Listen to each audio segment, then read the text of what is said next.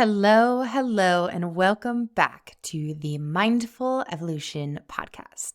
Today, I have a solo episode for you, and we are going to be diving into mindfulness. We're going to be talking about what mindfulness is. We're going to be talking about how it's changed my life and why I believe that mindfulness is key in creating change in our current world. We're also going to be discussing how you can bring more mindfulness into your everyday. So, what is mindfulness? Mindfulness is the state of being conscious and aware of the present moment while simultaneously acknowledging, accepting, and understanding feelings, thoughts, and physical sensations that you might experience in your body. And through mindfulness, we have the ability to learn, we have the ability to grow, we have the ability to heal much better than we would without mindfulness. Mindfulness has played a really big role in my life through my healing journey with chronic pain, through my healing journey with chronic disease symptoms, through my healing journey with my mental health, through my healing journey with my community, and with my interpersonal relationships, as well as with my business. And I truly believe so deeply in the power of mindfulness and what it can do for you in your life if you choose to be more aware of bringing it into your daily reality. Mindfulness does a whole lot of things. As I just mentioned, it has supported me with my health, physical and mental, my relationships, my work, and it's also been really supportive for developing my spirituality and coming closer to spirit and going deeper into myself and being able to connect more with the knowledge within myself. Because of mindfulness, I've been able to eliminate my anxiety. I've been able to eliminate my suicidal thoughts and depression for the most part.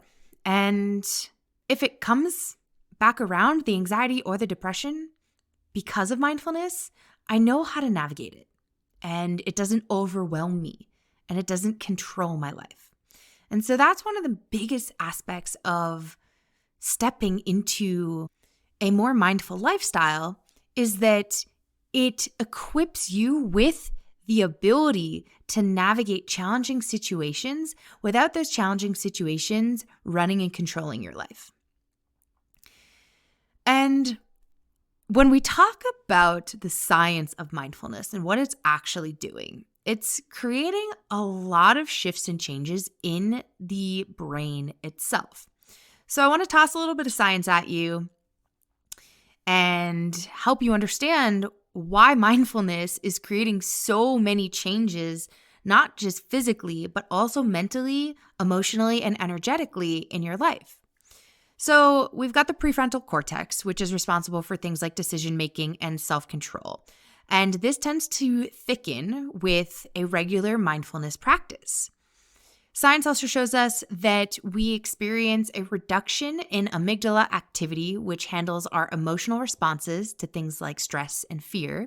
And so it helps us with more emotional regulation. We also see an increase in neuroplasticity, as well as changes in focus and attention. And the focus and attention changes are due to the impacts on the anterior cingulate cortex. We also see increased memory through mindfulness, and this happens because we are increasing gray matter in the hippocampus, which is amazing. We have many studies that show us that gray matter is actually increasing through a more regular mindfulness and meditation practice. Meditation is one part of mindfulness.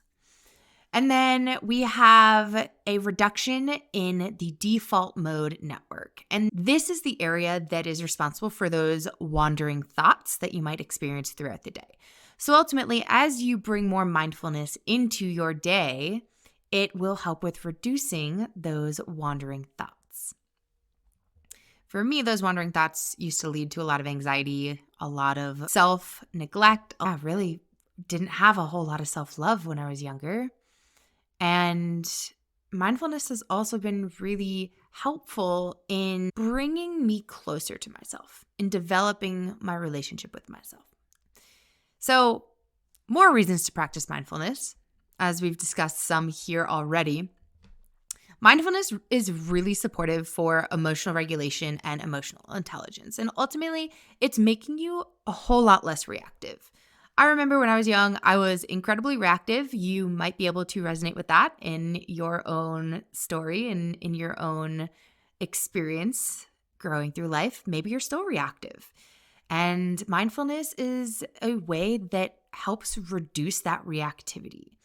And it does this because it really helps you recognize the emotions you're experiencing. It helps you recognize the feelings that are coming up in your body. It helps you recognize that moment when you might want to just explode or yell or lose control, really. And mindfulness allows you to witness, to identify that that is where you're at, and to reel it back, to bring it back and find that sense of groundedness again. This can be really supportive with developing your emotional intelligence, because if you're capable of being aware and being able to recognize these deeper emotions and these deeper triggers and these deeper understandings of how you want to react and respond, as you get to know your emotions better, you can enhance your emotional intelligence. Mindfulness is also really supportive with stress reduction. This is a huge one. When I'm working with my clients, mindfulness is one of the first things that we go to, because it allows the body to reduce the production of stress hormones like adrenaline, cortisol, and allows your body to step into a state of parasympathy. This is where your body can rest, digest. It is where you can heal. And if you are navigating any form of a health or a healing journey, this is where mindfulness makes massive shifts and changes to your mind and your body. And if you do not support your body with stress reduction, your body's going to stay in this fight or flight state, and it's not going to be able to heal. It's not going to be able to process. It's not going to be able to find that sense of relaxation. And it might influence your relationships. It might influence your sleep. It might influence your health. Stress truly destroys your body. And so being aware of when you're stressed and having tools through mindfulness to be able to understand how to support yourself to reduce that stress is going to be really important. Mindfulness is also really important for pain management. And the thing with pain is that it actually changes your brain. And over time, when you're navigating chronic pain, it creates a different response in your brain and in your body to the actual pain experience. And so what mindfulness does is it helps to down-regulate that upregulated reaction to pain. And so through mindfulness, you can actually start to reduce your experience of chronic pain. You can start to reduce your reactivity to pain and to sensations, and you can start to allow your body to heal. We also have self-awareness. As you continue to practice mindfulness, you get to know yourself and how you react. You get to just develop that relationship with you.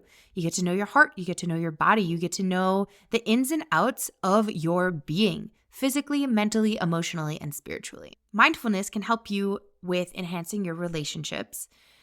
And it will do this because it brings awareness to your thoughts, your words, your feelings. And it allows you to step into that observer role and recognize the dynamics between you and yourself, between you and people around you, and it will help you step into more optimal and more non-violent communication with the people around you, because you're more aware of these things and you're capable of identifying them before they come spitting out of your mouth so that you can actually have more effective and loving conversations. Mental health is a big one, especially for me in my world. I'm very, very passionate about mental health because of my history with mental health, because of my challenges with mental health, and because of the experiences with anxiety, depression, and my suicidal ideations. And so through mindfulness, I've been able to learn how to support.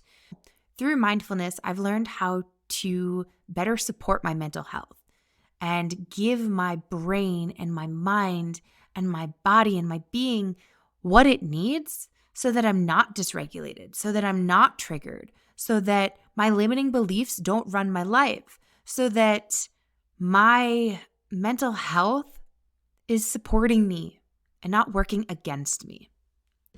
So there's so many ways that mental health can be supportive for you along your journey of healing, of self-discovery, of personal development, of healing your relationships with the people around you, family and friends, healing your relationships with business, with finances. There's so many ways that mindfulness can be supportive to helping you heal from chronic pain, chronic disease symptoms, and grow and expand into your life. Mindfulness, in my experience, has brought so much happiness and joy and connection to not just myself, but the world around me. And I want that for you too. And so, why do I think it's important to bring mindfulness to the world? Well, that is a loaded question, but I am going to answer it for you. I truly believe that mindfulness is the key to creating massive change in our world, in human beings, in our earth, in society, in so many ways. Because mindfulness gives us the ability to be self-reflective. It gives us the ability to be observant.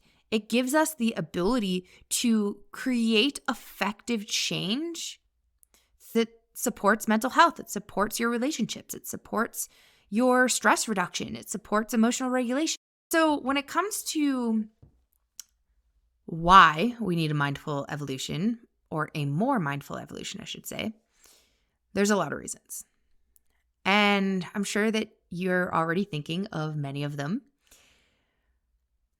But, I always go back to my childhood. And one of the things that I remember doing every single day in school was standing up, putting my hand on my heart, facing a loudspeaker, and reiterating the Pledge of Allegiance. Had that time and space been filled with mindfulness, meditation, breath activities, things that actually trained me as a child to have the tools that would support me as I progressed forwards in life, as I faced challenges, as I experienced emotional dysregulation, I truly think that my life would be extremely different. I probably wouldn't be where I am today, because where I am today is a result of not having all those things and going out and committing to learning them. And my experience developing into an adult would have been a lot easier. And that's something that I really, truly desire for every single person on this earth, is I want them to feel empowered over the tools to better support their physical, their mental, their emotional, and their spiritual well-being. You deserve to have those, and everybody that you know deserves to have those tools. Unfortunately, our society does not teach us those. We're taught how to do math in school. We're taught geometry. We're taught science. We're taught physics. We're taught all these things going through school, but we're not taught self-mastery. We're not taught how to support ourselves. And that's a problem. Before I go any further discussing how to take a more mindful evolution and what a more mindful evolution would actually do for our world, I want you to think. If you had those tools, And if you were trained and taught how to be more mindful and how to better support yourself, your health, your mental health, your physical health, all the things, how do you think that would have changed your life? How do you think that would have changed the experiences that you navigated growing up? How do you think that would change you as a person today? So something to think about there. So coming back in here, a more mindful evolution would, in my opinion, do so much for this world. So much for you.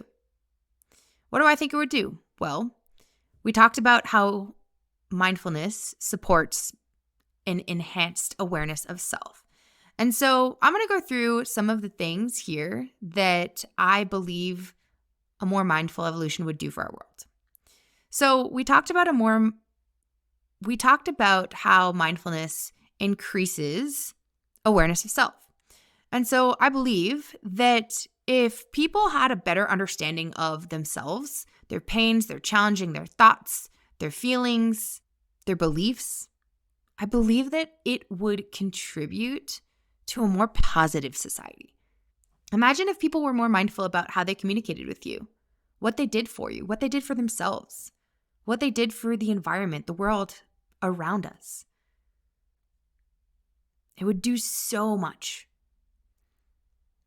In regards to building empathy and compassion for one another, mindfulness could help people be more empathetic and compassionate towards each other, which would likely lead to better societal systems, less conflict, and more cooperative efforts to build global solutions around current challenges. When I speak about current challenges, I'm talking about climate change. I'm talking about public health. I'm talking about economic inequality, politics, homelessness, resources, and the scarcity of resources specifically. Things like terrorism, social issues and discrimination around things like race, gender, sexuality, and religion. Also talking here about education, particularly in developing countries, as well as mental health and biodiversity loss. So our world is facing a lot of challenges right now, and mindfulness, I believe, is the key to supporting us through these challenges and helping us enhance our communication so that we can do better problem solving to support these challenges. I believe that mindfulness would also be helpful in creating more sustainable living for every person on Earth. As we talked about, we are using a lot of resources on our planet, and it is harming our planet. It is destroying our planet. And so taking a more mindful approach to sustainable living would help to improve our relationship with the Earth and help be more conscious of the choices we're making around consuming, disposing of waste, and using energy. I also believe that mindfulness would completely change physical and mental health in the entire world. Because if we had more mindfulness tools and techniques to better support ourselves, we would likely experience less chronic disease, less mental health issues, and a massive reduction in health care costs, which would ultimately free up resources to put towards other challenges in the world. In regards to building our relationships with ourselves, what mindfulness I see could do is allow us to connect more deeply with not only the knowledge within us, the higher intelligence within us, that is God, that is spirit, that is truly all-knowing, but it would also allow us to fully show up in the world and leave a more positive influence on it. So let's go into this a little bit deeper. When you are able to develop your relationship more deeply with yourselves, you start to recognize things like your passions, your purpose, your mission, the things that really light you up, that you care so much about, that you want to do something about. And through that, we actually get the opportunity to create a bigger impact on the world around us. So by developing that relationship with yourself, I believe that we have the ability to continue to make greater change in the world around us. There's also education. This is one that I talked about a little bit earlier, just little changes. For example, imagining replacing the Pledge of Allegiance with mindfulness tools and activities and dropping a child into their being, right? So little things like that. But creating education reform could significantly be supported by bringing more mindfulness into the school systems. And this is happening in many places, and it's also not happening in many places. It's beautiful to see this evolving, and there's still more work to be done. I believe that mindfulness needs to be in every single school system. Why don't children have books about mindfulness in school? Why aren't they taught classes about mindfulness? We have gym, we have music, we have art, we have all these things for children, but we don't have oftentimes mindfulness classes. So that's one thing that I think could make a massive difference. When I look at creating change in the world, I see that there's two major populations that need to be targeted simultaneously. Well, I guess really there's three, right? That need to be targeted simultaneously to create this massive shift. First and foremost, the children. The children need to be trained in a way and educated in a way that gives them the tools before they need them. That way, when they actually need the tools, they know what to do and how to support themselves. So that's the first population. The second population are like Gen Z and the young adults, teenagers into early 20s, that have not yet brought children into the world. And I say this because by bringing mindfulness into their lives, they may have the ability to completely change the ways in which they show up for their child and support their child in becoming more knowledgeable in how to support themselves with mindfulness tools. Parents are leaders. Your children mimic you. They learn from you. And so if you can take on these tools before you bring children into the world, it would play a massive role in the evolution of our society and in the evolution of humanity, truly. And then we have the adults. We have those individuals that already hold a lot of wisdom. This is a harder generation and population, I should say, in my opinion, to create change. And I say that because there's lots of habits that have been ingrained as you get older that do become harder to shift. And that does not mean that you cannot create shift. Shift and change is always possible if you choose it. And so it doesn't matter what age you are. I have clients that come to me in their 60s and their 70s that want to dive deeper into meditation, that want to dive deeper into mindfulness, that want to go deeper into healing their mind and their bodies.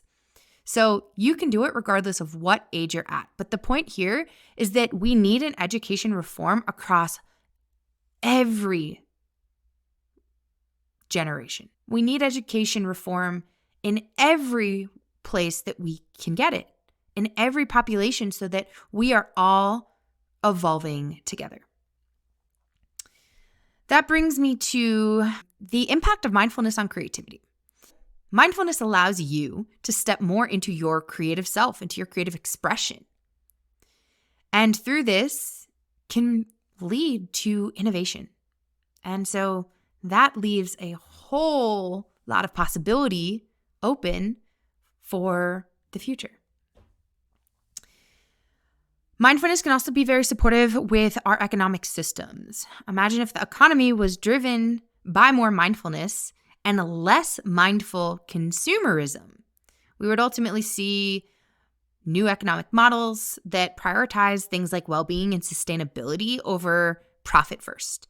And this would likely lead to profit down the road, because if we're prioritizing sustainability, guess what? Profit's going to follow. Think about what could be possible if countries were able to cooperate more with each other, to communicate more with each other. Think about what would happen if cultures were able to better understand each other and communicate with one another. So many possibilities. And ultimately, if we shifted to this ideology that we are all in this together through mindfulness as a bridge, so much is possible. And then we have spiritual growth. Mindfulness is naturally going to catalyze this and leads to deepening of that spiritual awareness within yourself, regardless of religious affiliations, and you can align and resonate on the concept of spirituality. So there's so many things that I see mindfulness doing for creating a more conscious evolution in our society. I believe mindfulness is the key, and I believe that a mindful evolution is so important right now in our world. I believe it's so important for you to think about bringing mindfulness into your world and into your life. And if you need help with this, please feel free to reach out. If you have any questions about this, please reach out and ask. But ultimately, mindfully evolving the human race would be like upgrading our collective operating system. And with all of the things that we're seeing happening in the world around us right now, I think more than ever, we're coming to an understanding that we need an upgraded operating system. Things need to change. And things get to change if we choose to change them. And it's going to involve shifts and tweaks and improvements in almost every aspect of life as we know it. But together, anything is possible. And when those shifts and tweaks and changes and improvements are fueled by awareness and that collective activation, oh my goodness, the potential is limitless. So